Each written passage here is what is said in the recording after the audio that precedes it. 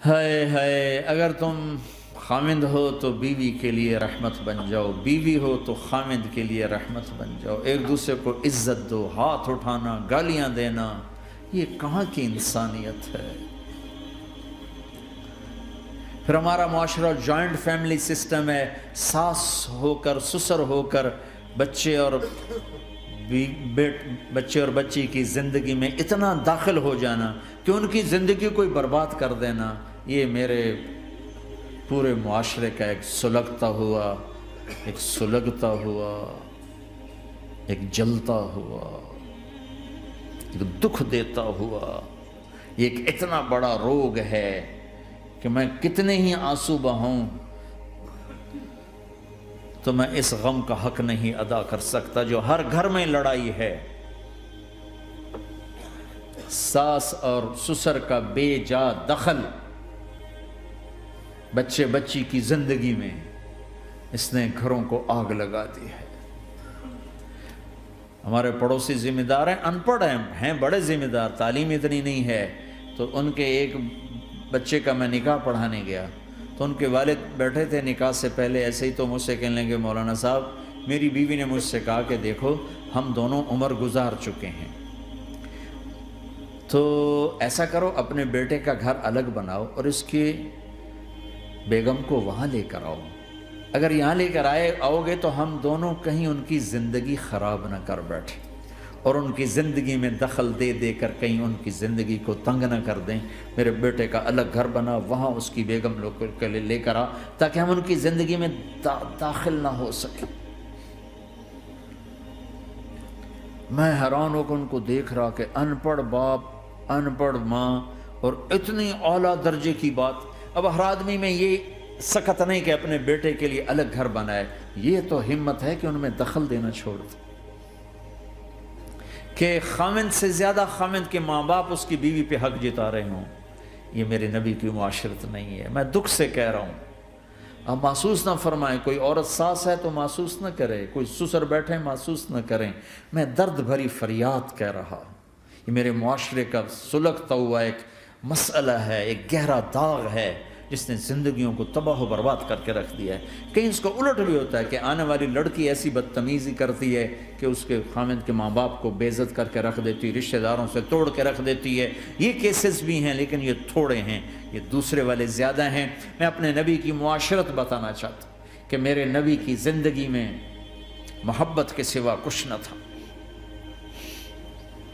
کل کائنات کے نبی ہیں۔ اور حضرت عائشہ سے کہہ رہے عائشہ دوڑ لگائیں، عائشہ دوڑ لگائیں، کوئی یہاں کہہ سکتا ہے، کوئی مولانا کہہ سکتا ہے بیوی سے آؤ بیگم دوڑ، تمہارے کو گھر ہی نکل تسی دوڑنا کتنے، چلو پوڑیاں چڑھ دے رہا کرو، پوڑیاں چڑھو ہیں۔ عائشہ دوڑ لگائیں، کون کہہ رہے ہیں؟ دو جہان کے سردار عائشہ دوڑ لگائیں، تمہاری تو بزرگی فوت ہو جائے۔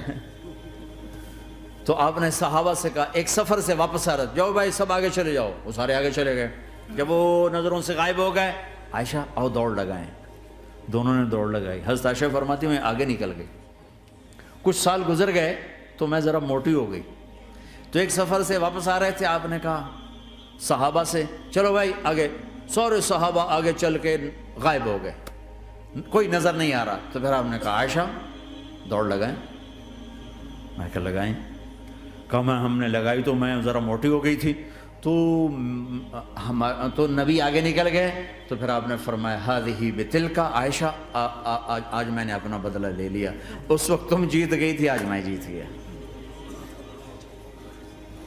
آپ نے نبی کی زندگی پڑھو اللہ کے واسطے کہ آپ نے گھر کیسے چلائے، کھانے کو کچھ نہیں اور بیویاں خوش ہیں، سلوک تھا نا، کھانے کو کچھ نہیں ہے، 2 مہینے چولہا نہیں جلتا ہے، لیکن بیویوں کو ایسی محبت تھی کہ وہ قربان ہوتی جا رہی، اور یہاں سب کچھ دے کر گھروں میں آگ ہے، اس لیے کہ بول ٹھیک نہیں، نہ خامد کا بول ٹھیک ہے نہ بیوی کا بول ٹھیک ہے، اور عام طور پر زیادتی چونکہ مردوں کی طرف سے ہوتی، کبھی عورتوں کی طرف سے بھی ہوتی، میں تو دونوں کے لیے بات کر رہا ہوں۔ اس زبان کو میٹھا کرنا سیکھ لو، اگر اپنے گھروں کو چین سے سکھ سے بھرنا چاہتے ہو تو چیزوں سے نہیں آئے گا، تمہارے سلوک سے، بیہیویئر سے آئے گا۔ اپنے سلوک اچھے کرو، اپنے رویے اچھے کرو۔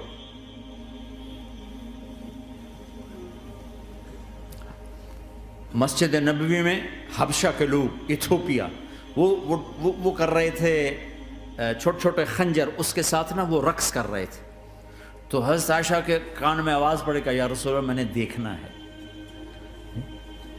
تو کوئی ہمارے ایسا ہوتا کہتا تو لایا نہیں کرتی، فضول کام دیکھتی، تو نبی کی بیوی کو چل بیٹھ قرآن پڑھ، چل مصلی پہ بیٹھ جا، چل تسبیح پڑھ۔ تجھے خیال کیسے آیا دنیا میں دین مٹ رہا ہے، تمہیں خیال کیسے آیا کہ تو تماشا دیکھتی ہے؟ آپ نے کہا آؤ دیکھتے ہیں۔ خود آپ دروازے میں کھڑے ہو گئے اور عائشہ کو پیچھے کھڑا کر لیا۔ تو عائشہ رضی اللہ فرماتی میں آپ کے پردے میں کھڑی ہو کر میں دیکھتی رہی یہاں تک کہ آپ تھک گئے، ہمارے نبی تھک گئے، اور تھک کے نا کبھی یوں ہو جاتے، یوں ہو جاتے، ایک پاؤں کا سارا، پھر کہنے لگے عائشہ بس نہ کریں۔ میں نے کہا نہیں ابھی میرا دل نہیں بھرا۔ کہا اچھا ٹھیک ہے۔ پھر کبھی یوں ہو رہے ہیں، کبھی یوں ہو رہے ہیں، کبھی یوں ہو رہے ہیں، کبھی یوں ہو رہے ہیں۔ حضرت عائشہ کہتے ہیں جب میں نے کہا بس، پھر آپ واپس آ گئے۔ یہ میرے نبی کی زندگی ہے۔ تم لان تان سے زندگی بنانا چاہتے، ساس سسر بہو پر بیٹے سے بھی زیادہ حق جتانا چاہتے۔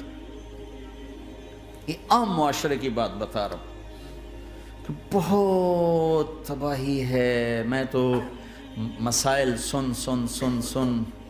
میں نے تو اب اس دفعہ یہ ارادہ ہے کہ اب میں فون چھوڑ دوں گا، نہیں رکھوں گا، کہ میرے اندر ہمت ہی نہیں رہی کہ میں گھروں کے مسائل، میرا کلیجہ پھٹنے کو ہو۔ ایسے ظلم ہیں، ایسے ظلم ہیں۔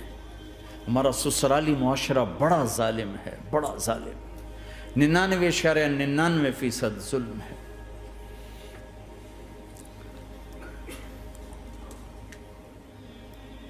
یہاں آنے سے پہلے ایک بچی کی پنڈی سے اس کا فون آیا کہ سسرال نے کہا تھا بچی ہوئی تو طلاق دے دیں گے۔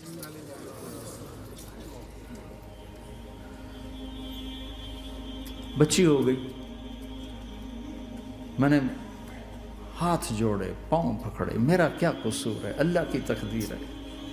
طلاق دے دی، نکال دیا گھر سے۔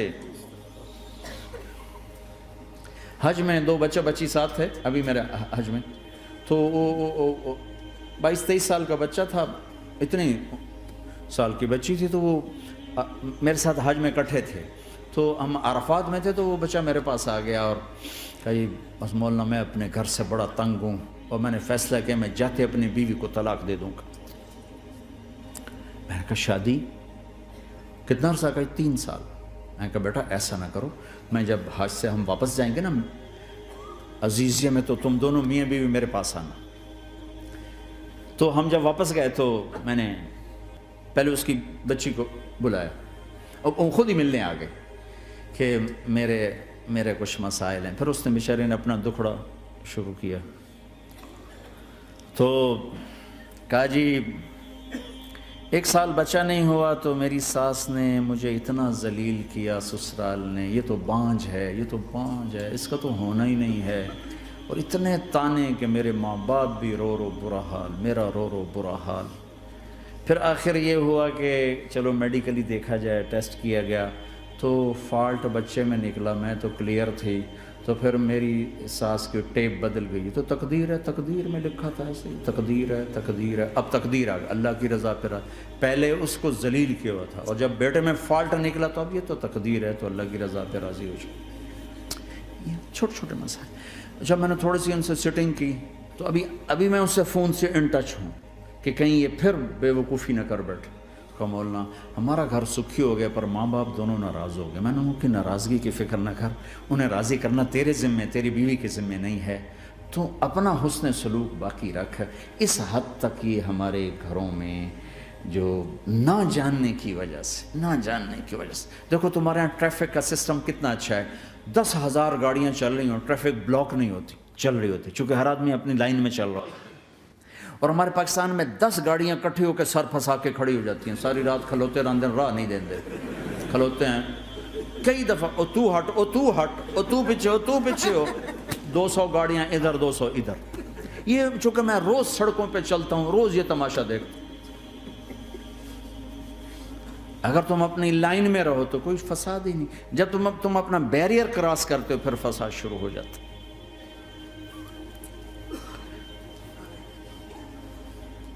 تو بھائیو اپنے نبی کی زندگی سیکھو. ایک سارا کام، چھوٹا سا کام، زبان.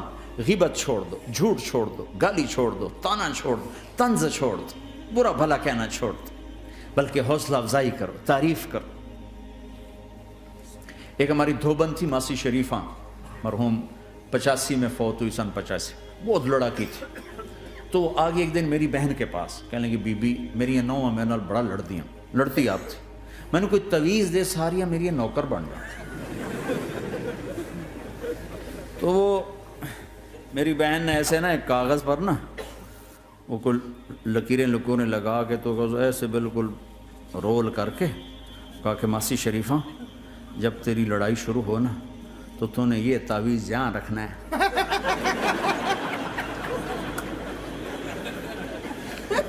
اور اس کو گرنے نہیں دینا. اگر یہ گر گیا تو بڑا فساد ہو جائے گا. اب کیا چکر تھا، چپ کرانا تھا اس کو، لڑائی تو ساری اس کی تھی. ہفتے کے بعد وہ آگے بی بی تو تا ایسا تویت دیتا ہے ساری لڑائی مک گئی. کیوں؟ جو ماسی شریفہ آپ چپ ہو گئی. یا وہ شروع ہوتے وہ ایسے کر کے بیٹھ جاتے، لڑائی ختم. تو میں سب کو یہ تعویذ دے کے جا رہا ہوں،